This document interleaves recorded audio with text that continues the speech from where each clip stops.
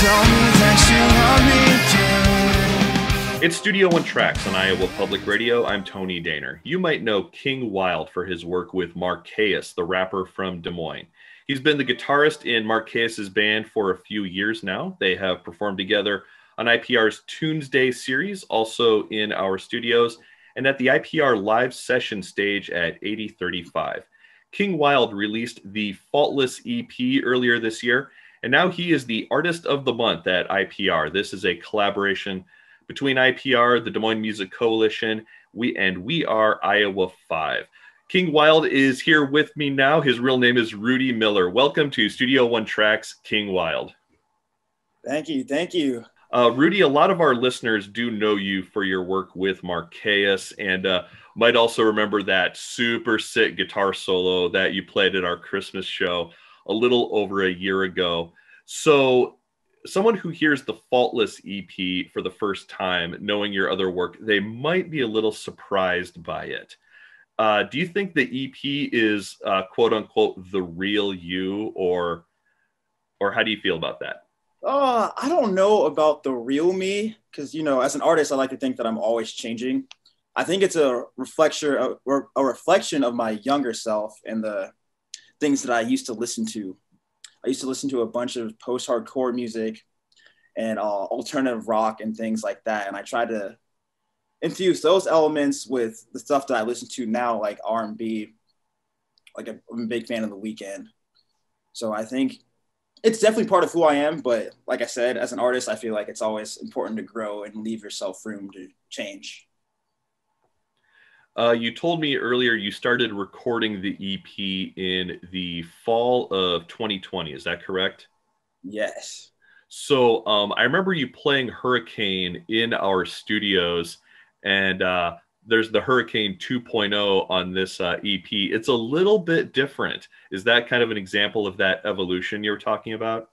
Yeah, it is. So Hurricane, I actually wrote that song back in 2015, and the first version that I released, I think I released that version in 2018. I was kind of like self-conscious, you know, so I was really like, I didn't have a lot of confidence in what it was. So I cut a bunch of parts and I kind of like made it to like please certain people. And the one I released, I think for myself more than a broader audience. Does that make sense? It does, yeah. No, that's very interesting, talking about pleasing certain people. And I'm not going to ask you to dig into who those people might be if you don't want to, but that's very interesting to me. So did you have big plans for 2020 that you ended up having to cancel like so many other musicians did? Yeah, I had a lot of shows. I was really planning on going on tour that summer. So obviously venues closed down. That being said, you can't really tour if you don't have anywhere to play, right? So that was like the biggest thing for me. I really took it as an opportunity to write more though. Well, I did a lot more writing and a lot of personal growth too. Like it kind of was a bummer to not be able to play shows, but I feel like I've grown a lot as a human being and as a musician.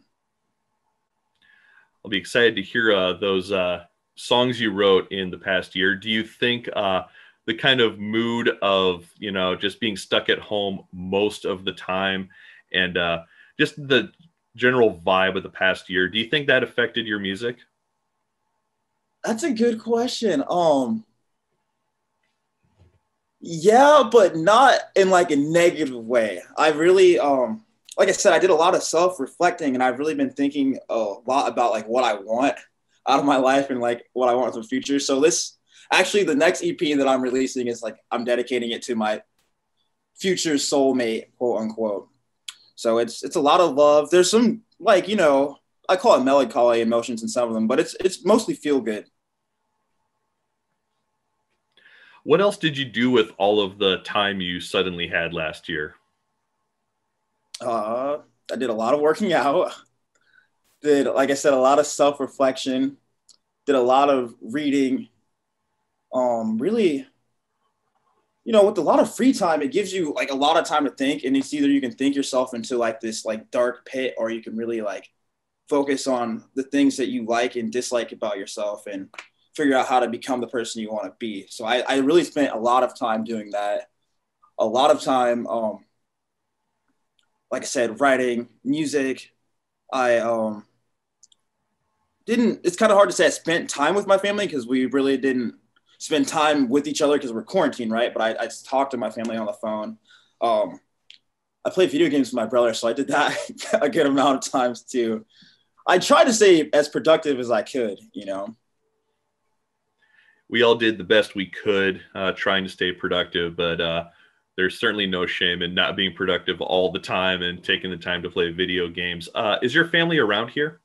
Yeah, most of it is actually, so I live in Ames, so most of my family is in Ames. I have two brothers and two sisters. They all live in town. My mom lives in town. So yeah, we're all pretty close. Cool. Live music is kind of sort of starting to return. Venues are booking some shows for a little later in the year with limited capacity. Outdoor shows are being booked again. Do you have any hesitation about returning to the stage? I do not. I'm ready to play. Like it's where my heart is at, you know. So actually, I have two shows coming up. This is bad. I know one is in Marshalltown at this place called Dave and Sally's. The other one is also so I have this new band called One Dose. So I have a show with them that Friday, another one that Sunday. I'm not sure where that show is Sunday, but I have another one at XBK Live in downtown Des Moines. It's kind of in the Drake University area. That's June 11th. And that's going to be with King Wylde. And I'm super excited for that. So yeah, no hesitation. You mentioned that you said that's kind of where your heart is. Do you think of yourself mainly as a live performer and recording is just kind of part of the deal? Oh, that's tough because I love both of them. I really do. But I think it's just like, I was trying to think of an analogy, but I'm terrible at doing those. But it's like, I do love both of them. I am a live performer first, though, but I do put a lot of heart and emotion into my writing as well. And especially like, that's another thing. We were talking about like the quarantine and like spending time. I really spent a lot of time like thinking about like the emotion and the vibe and the energy that I want my songs to emanate, you know, or give off.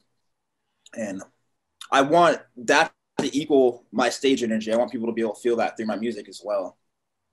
That's definitely the impression I got from listening to the EP. It's really high energy, very and I can really hear your positive energy in that music. Right on. That's good. That means I'm doing something right. What else do you have planned for 2021? So a couple things. The next thing immediately is I'm releasing another EP. I might do a couple singles first, but I don't quote me on this, but I'm planning on calling it Arrows. I'm really big into manifesting things. And I think I mentioned earlier that I wrote all the songs I'm going to release to my future soulmate, wife, significant other, whatever you want to call it. I'm really big into manifesting things. So this is like, I feel like if I write this album, it's just another way to manifest said person into reality. So I have that. And then I really want to set up a tour this fall. That's another thing. I've never really been on, you know, a tour that was more than like a weekend or something like that. So I want to do like a 1 to 2 week tour around the Midwest. Those are my immediate big plans. I love the idea of writing music to a future soulmate because there's so much music that's either written to your soulmate or, oh, poor me, I don't have a soulmate. So good for you. That's a really, really fascinating concept. And I think very, very nice. Thank you. I try to put a lot of thought into things that I do. And, you know, I think everybody tries to be different, but I really try to push it to the next level. Great. We are looking forward to hearing that music and more from Faultless here on IPR Studio One Tracks over the next month and beyond. Rudy Miller is King Wylde. He is IPR's Artist of the Month for May. This is, again, a collaboration between IPR, the Des Moines Music Coalition, and We Are Iowa 5. And if you want to submit your music, you can do that. It's at Iowa Public Radio. That's where the form is. Rudy Miller, King Wylde, thank you so much for joining us.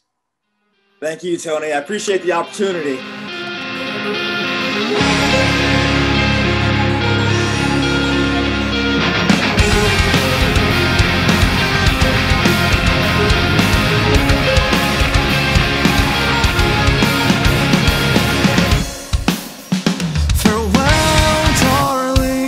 I love you, goodbye. What a beautiful time with your beautiful mind.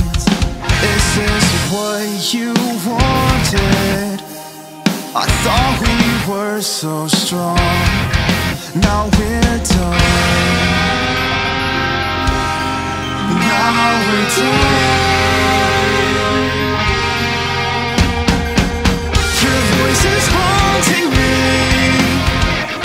It's telling me you love me again.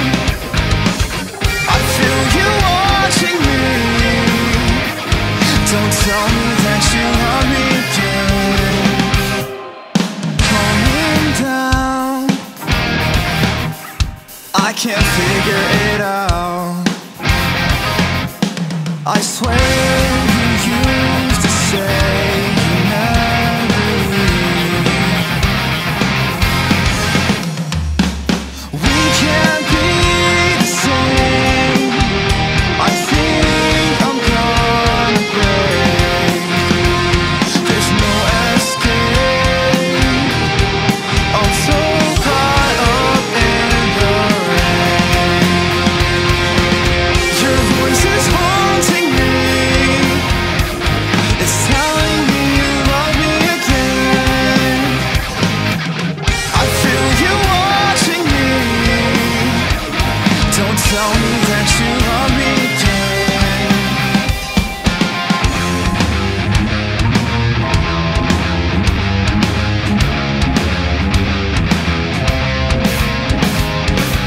Your voice is haunting me. Your voice is haunting me.